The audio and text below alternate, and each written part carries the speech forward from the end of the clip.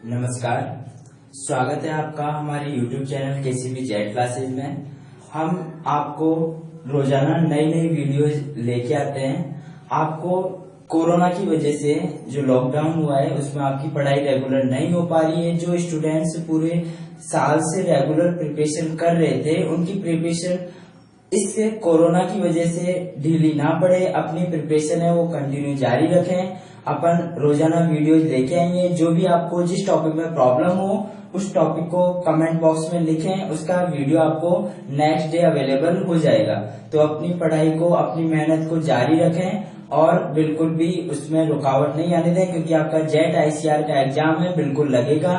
तो हमारी कोचिंग में जितने भी स्टूडेंट थे केशवानंद कैरियर पॉइंट से, जितने भी स्टूडेंट हैं उनकी पढ़ाई को लेके आपके वीडियोस आते रहेंगे रोजाना, ठीक है। तो अपन अपना नेक्स्ट जो टॉपिक है वो स्टार्ट करते हैं। आज हम बात करेंगे इलेक्ट्रॉन भरने के नियम। परमाणु संरचना का पार्ट है इलेक्ट्रॉन भरने के नियम। इलेक्ट्रॉन भरने के नियम कौन कौन से हैं उसकी बात करेंगे। तो सबसे पहला जो इलेक्ट्रॉन भरने का नियम है वो होता है ऑफ-बो का नियम। ऑफ-बो नियम, ऑफ-बो का नियम या ऑफ-बो का सिद्धांत। ऑफ-बो का नियम क्या कहता है कि सबसे पहले जो इलेक्ट्रॉन है वो निम्न ऊर्जा कोश में भरे जाते हैं, उसके बाद में उच्च ऊर्जा कोश में वो इलेक्ट्रॉन है वो भरे जाते हैं। तो ऑफ-बो नियम क्या कहता है कि पहले निम्न ऊर्जा उपकोश में इलेक्ट्रॉन भरे जाते हैं। निम्न ऊर्जा उपकोश में पहले इलेक्ट्रॉन, निम्न ऊर्जा उपकोश में इलेक्ट्रॉन पहले भरे जाते हैं,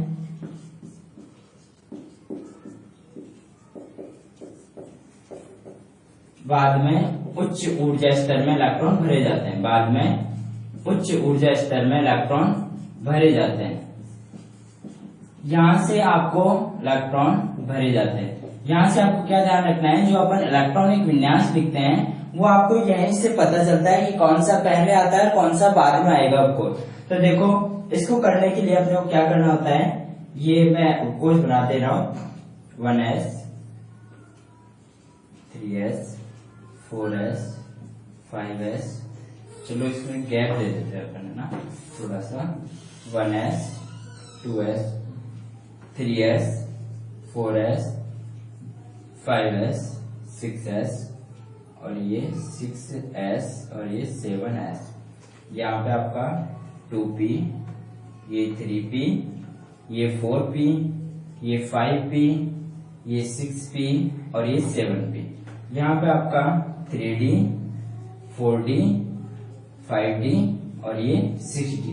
यहाँ पे अपन बात करते हैं 4f और 5f, ठीक है।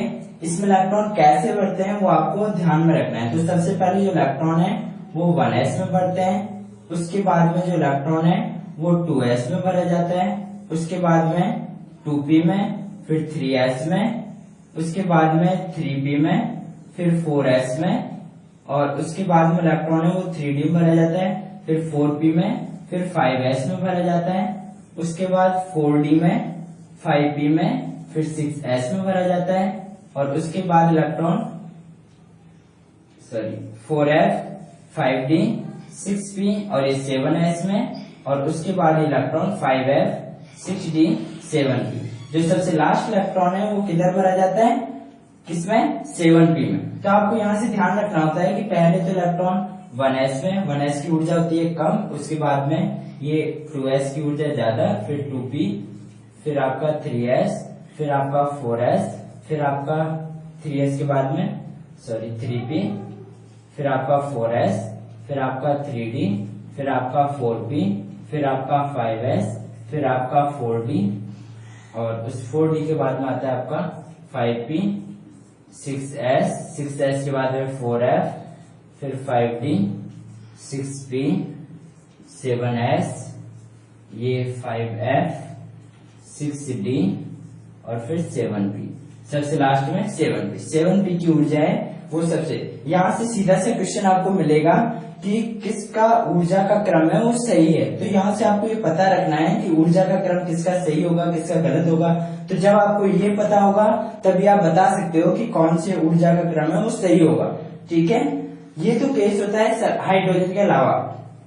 हाइड्रोजन के केस में क्या होता है, ये हाइड्रोजन के केस में क्या होता है, हाइड्रोजन के केस में थोड़ा सा ये अलग होता है।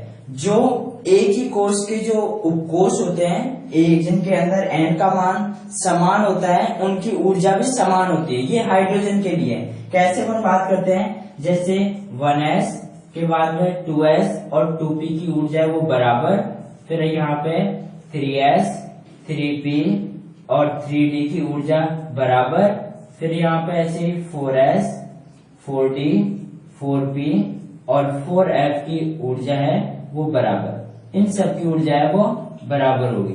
तो ये हाइड्रोजन के केस में थोड़ा सा अलग होता है कि जिसके लिए n का मान समान होगा उसकी ऊर्जा है वो बराबर होगी, उन कोषों की जो ऊर्जा है वो बराबर होगी। तो पहले सबसे पहले नियम होता है ऑब्बो का नियम, जिसमें इलेक्ट्रॉन पहले निम्न ऊर्जा कोष में भरे जाते हैं, उसके बाद में उच्च ऊर्जा कोष में इलेक्ट्रॉन भरे जाते हैं। ठीक है, उसके बाद में दूसरा जो इलेक्ट्रॉन भरने का नियम है वो होता है पाउली का अपवर्जन नियम। दूसरा जो नियम है वो यहाँ पे पाउली का अपवर्जन नियम। आपने क्वांटम संख्या है वो पढ़ ली है। यहाँ पे देखो अपन बात करते हैं दूसरा नियम। दूसरा नियम है पाउली का अपवर्जन नियम। पाउली का अपवर्जन नियम। पाउली का जो अपवर्जन नियम है वो क्या कहता है, पाउली का अपवर्जन नियम ये कहता है कि एक कक्षक में अधिकतम 2 इलेक्ट्रॉन आते हैं। एक कक्षक में 2 इलेक्ट्रॉन आते हैं, ये दोनों विपरीत चक्रण में होते हैं। ये दोनों इलेक्ट्रॉन विपरीत चक्रण में होते हैं, दोनों इलेक्ट्रॉन विपरीत चक्रण में होते हैं। एवं इन दोनों इलेक्ट्रॉनों की जो चारों क्वांटम संख्याएं हैं, दोनों इलेक्ट्रॉनों की चारों क्वांटम संख्याओं का मान समान नहीं होता। चारों क्वांटम संख्याओं का मान समान नहीं हो सकता। संख्याओं का मान समान नहीं होता है। कैसे, देखो समान नहीं होता है। कैसे नहीं होता है समान, इसके अंदर 3 मान समान हो सकते हैं। इसके अंदर n, l और m का मान समान हो सकता है, परंतु s का मान कभी भी समान नहीं होगा। s का मान समान नहीं होगा, मतलब जो चक्रण क्वांटम संख्या है उसका मान समान नहीं होगा। मुख्य क्वांटम संख्या, द्विगंशी क्वांटम संख्या और चुंबकीय क्वांटम संख्या का जो मान है वो समान हो सकता है, परंतु चक्रण क्वांटम संख्या का जो मान है वो समान नहीं हो सकता। तो जैसे हम एग्जाम्पल की बात करते हैं इसके अंदर, जैसे किसी का भी आप एग्जाम्पल ले लो। जैसे मान लो अपन ने एग्जाम्पल ले लिया, उसका ले लिया मैग्नीशियम का। ठीक है, मैग्नीशियम है 12 नंबर पर आता है। तो यहाँ पे इसका 1s2 2s2 2p6 और ये 3s2। ठीक है, अब यहाँ पे इस वाले इलेक्ट्रॉन की अपन बात करते हैं। चाहे किसी की भी कर लो, इसकी कर लो, इसकी कर लो, इसकी कर लो, क्योंकि सारे में जो कक्षक है वो पूर्ण भरे हुए। मान लो इसकी किया तो इसमें n l m, ये n का मान, चलो इधर लिख देता हूं मैं, ये n का मान, ये l का मान, ये m का मान और ये s का मान। ठीक है, इस वाले इलेक्ट्रॉन की बात करते हैं, इस वाले की। तो इसके लिए n का मान 3, l का मान s के लिए कितना होता है 0, m का मान भी 0 और जो s का मान है इस वाले इलेक्ट्रॉन के लिए तो होगा +12। और यही इलेक्ट्रॉन, इस वाले इलेक्ट्रॉन की यदि हम बात करेंगे तो n l m का मान तो समान होगा, परंतु s का जो मान है वो कितना होगा इस वाले इलेक्ट्रॉन के लिए -8। तो मतलब दोनों इलेक्ट्रॉनों की जो चारों क्वांटम संख्या है उनका मान समान नहीं हो सकता। 3 का मान फिर भी समान हो सकता है, लेकिन जो चक्रण क्वांटम संख्या है उसका मान समान नहीं हो सकता। तो ये पाउली का अपवर्जन नियम है। ठीक है, हमेशा आपको ध्यान रखना है कि एक कक्षक में अधिकतम 2 इलेक्ट्रॉन होते हैं और दोनों विपरीत चक्रण में होंगे। तीसरी जो अपना नियम है वो होता है हुंड का अधिकतम बहुलता का नियम। हुंड का अधिकतम बहुलता का नियम। हुंड का अधिकतम बहुलता का नियम।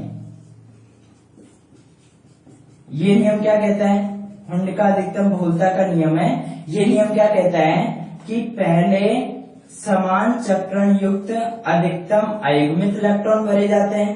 पहले समान चक्रण युक्त अधिकतम अयुग्मित इलेक्ट्रॉन भरे जाते हैं उसके बाद में उनका युग्मन प्रारंभ होता है। मतलब पहले जितने कक्षक होते हैं उनमें एक एक इलेक्ट्रॉन भरा जाता है, उसके बाद में उनका युग्मन प्रारंभ होता है। तो पहले तो एक इलेक्ट्रॉन इसमें भर दिया, फिर ये दूसरा दूसरा दूसरा।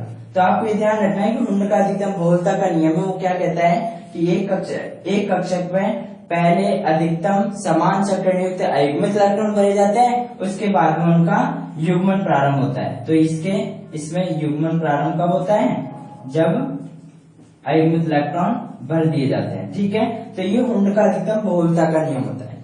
चौथा जो नियम है वो है N+L नियम। N+L नियम क्या कहता है? यदि किसी भी उपकोष के लिए जिसके लिए N+L का मान, किसी भी उपकोष के लिए जिस उपकोष के लिए N+L का मान कम होगा, इलेक्ट्रॉन पहले उसमें भरेंगे, और जिसके लिए N+L का मान ज्यादा होगा उसमें इलेक्ट्रॉन बाद में भरेंगे। तो जिसके लिए N+L का मान कम होगा उसमें इलेक्ट्रॉन पहले भरेंगे, उसमें इलेक्ट्रॉन पहले भरते हैं, और जिसके लिए N+L का मान ज्यादा होगा उसमें इलेक्ट्रॉन बाद में भरते हैं। यदि दो कोषों के लिए N+L का मान समान आ जाए, दो कोषों के लिए N+L का जो मान है वो समान आ जाता है, तो इलेक्ट्रॉन पहले उसमें भरा जाता है जिसके लिए N का मान कम हो। यदि N+L का मान दोनों में समान आ जाए, दो कोषों के लिए समान आ जाए, तो पहले इलेक्ट्रॉन उसमें भरेंगे जिसके लिए N का मान क्या होगा? N का मान कम होगा, N का मान कम होगा, उसमें इलेक्ट्रॉन पहले भरेंगे। जैसे हम एग्जांपल की बात करते हैं, जैसे मान लो पहले इलेक्ट्रॉन है, यहां लिख देता हूं, चलो मैं ये तो मिटा देता हूं, यही लिख देता हूं। ठीक है, देखो ये मान लो N, और ये यहां तो मैं लिख देता हूं उपकोष, ये N का मान, ये L का मान, और ये N+L का मान। ठीक है, जैसे मैंने लिख दिया यहाँ पे 1s, 2s, 2p, 3s, 3p, 4s, 3d। ठीक है, इसके लिए N का मान कितना है? 1, L का मान 0, तो ये N+L का मान कितना हुआ? 1। तो मतलब ये 1 हुआ। यहाँ पे देखो N का मान 2, L का मान 0, तो N+L का मान कितना हुआ? 2। मतलब इलेक्ट्रॉन पहले किस में भरेंगे? इस वाले में पहले भरेंगे, क्योंकि N+L का मान कम किसके लिए है? इसके लिए ज्यादा है। ऐसे यदि दो का समान आ जाए, जैसे हम बात करते हैं, इसके लिए N का मान 2, L का मान 1, तो ये कितना हो गया? N+L 3। ऐसे यहाँ पे N का मान 3, L का मान 0, और ये 3। इन दो के लिए N+L का मान है वो समान आ गया। यदि N+L का मान समान आ जाए तो पहले उसमें भरेंगे जिसके लिए N का मान कम होगा। तो N का मान किसके लिए कम है? इसके लिए कम है, तो पहले इलेक्ट्रॉन इसमें भरेंगे, उसके बाद में इसमें। ऐसे इनमें 3p के लिए देखो N का मान 3, L का मान 1। ऐसे यहाँ पे ये 4 और L का मान 0। यहाँ पे N का मान 3 और ये L का मान कितना होगा? D के लिए कितना होता है? 2। ठीक है, तो यहाँ पे देखो 3, 4, और ये तो हो गया यहाँ पे 3 और 1 4। यहाँ पे कितना हो गया? अच्छा ठीक है, ये देखो 3s के लिए तो हो गया 3 और 0, 3p के लिए 3 1, 4s के लिए 4 0, और ये तो यहाँ पे भी दोनों के लिए कितना है? 4 4 है, तो यहाँ 4 4 है, तो यहाँ भी कितना? इसके लिए पहले आएगा, ये बाद में आएगा। तो मतलब जिसके लिए N+L का मान कम होगा उसमें पहले इलेक्ट्रॉन भरे जाएंगे। यदि दो कोषों के लिए N+L का मान समान हो तो पहले इलेक्ट्रॉन उसमें भरेंगे जिसके लिए N का मान क्या होगा? कम होगा। तो ये आपको ध्यान रखना है, 4 नियम है N+L। यहाँ से सीधा सा सवाल पूछा जाता है, आपको मैं बताता हूँ, आपको ध्यान में रखना है, आपको ये ध्यान में रखना है। यहाँ पे देखो कि N+L का मान क्या हो और उसमें कितने उपकोष होंगे और कितने कक्षक होंगे। जैसे आपको दे दें कि यदि N+L का मान 4 हो, 4 है, तो संभावित उपकोष कितने होंगे, संभावित उपकोष कितने होंगे। तो देखो n प्लस एल का मान 4 है, n प्लस एल का मान कितना है 4 है। अब n प्लस एल का मान 4 कैसे कैसे हो सकता है उसके लिए हम बात करेंगे, उसी के बेस पर उपकोष निकलते हैं। जैसे हम बात करते हैं कि n प्लस एल का मान हम कैसे कैसे 4 रख सकते हैं, तो n का मान हमने 4 रख दिया, l का मान 0 रख दिया तो 4 होता है, n का मान हमने 3 रख दिया, l का मान 1 रख दिया तो भी कितना होता है 4 होता है। और यदि अब देखो यहाँ पे हम 2 और 2 कर देंगे तो 2 और 2 4 तो होता है, लेकिन अपन ने क्वांटम संख्या जब पढ़ी थी तब बताया था कि n और l का मान कभी भी बराबर नहीं होता है, कभी भी समान नहीं होगा। n प्लस एल का मान n और l का मान हमेशा n से क्या होगा छोटा होगा। तो इसके अंदर एक तो बनता है आपका 4s और एक बनता है आपका 3p। एक तो 4s बनेगा और l का मान एक किसके लिए होता है p के लिए होता है, तो ये 4s और 3p। यहाँ से आपसे पूछेगा, क्या पूछा है कितने उपकोष उपस्थित होंगे, तो इसमें s और p, इसमें s और p 2 उपकोष उपस्थित होंगे। समझ रहे हो। यदि मान लो इसमें कक्षक पूछता कि इसमें कितने कक्षक होंगे, तो ये कक्षक पूछता, ये तो हो गए उपकेश। यदि इसमें कक्षक पूछता तो कक्षक कैसे बताते हैं कि S में कितने कक्षक होते हैं 1, P में कितने कक्षक होते हैं 3, तो टोटल कक्षक कितने हो गए 4, तो ये 4 कक्षक ऐसे आ जाते हैं। यदि मान लो ऐसे दे दे कि यदि n प्लस, आप करके देखना, यदि n प्लस l का मान 7 हो, यदि n प्लस l का मान 7 हो तो उसमें संभावित उपकोष, तो उसमें संभावित उपकोष